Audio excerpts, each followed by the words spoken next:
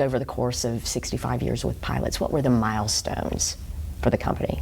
Well, I think there were really 4 milestones. We started off and just sold gas and cigarettes and Cokes.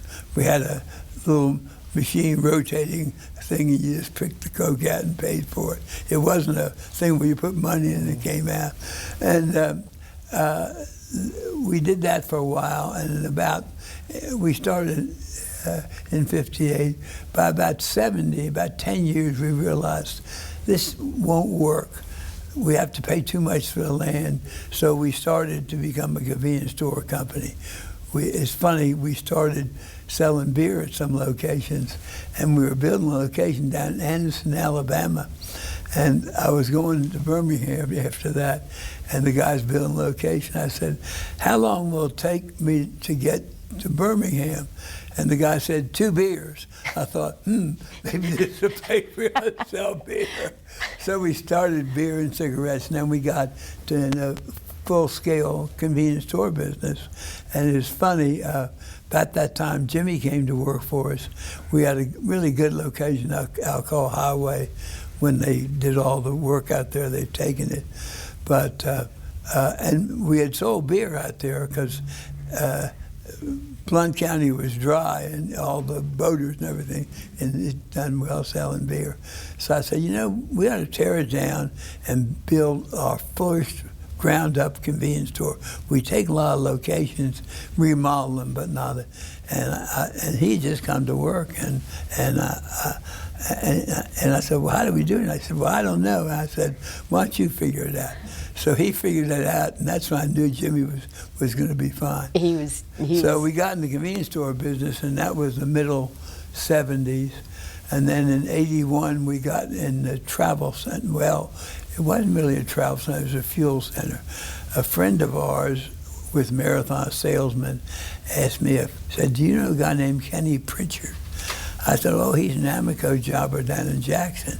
He actually played football at Tennessee. He said, well, he's gone down to Slidell, Louisiana, taking a regular convenience store with 4 pumps in front, put 6 lanes of diesel behind. And I said, well, that's the silliest thing I've ever heard of. He said, well, he's selling almost 1 million gallons a month. Well, then you're selling 200 or 300,000. I said, ooh. So Jimmy and I went down and looked at it, and that was 1981, January. And we decided we were going to build a store like this, which we did in Corbin, Kentucky. Now, it's nothing like the travel centers. It was a convenience store with 6 pumps and a canopy behind for diesel. Didn't have showers, didn't have a lot of parking, no food. And then by about 10 years, we got in the full travel center concept of food, 6 to 8 showers, parking for 60 to 100 trucks and everything. So there are 4 phases of the company: gas and cigarettes, convenience store, fuel center, and then full-scale travel center. And that's the evolution of the company. Yeah. And 65 years later, it's among the top 5 private companies in the country. Now that you have sold, the family has sold their portion of Pilot, I think the concern, and you hear this amongst people, will Pilot move? And I know you've said in the past the headquarters. Do you feel confident Pilot will stay based in Knoxville? Pilot will stay here.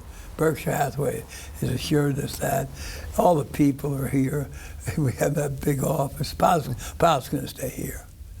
There's no doubt in my mind. Mm-hmm. They've taken over a lot of companies. They've never moved to headquarters. If you were starting a company anew, you might.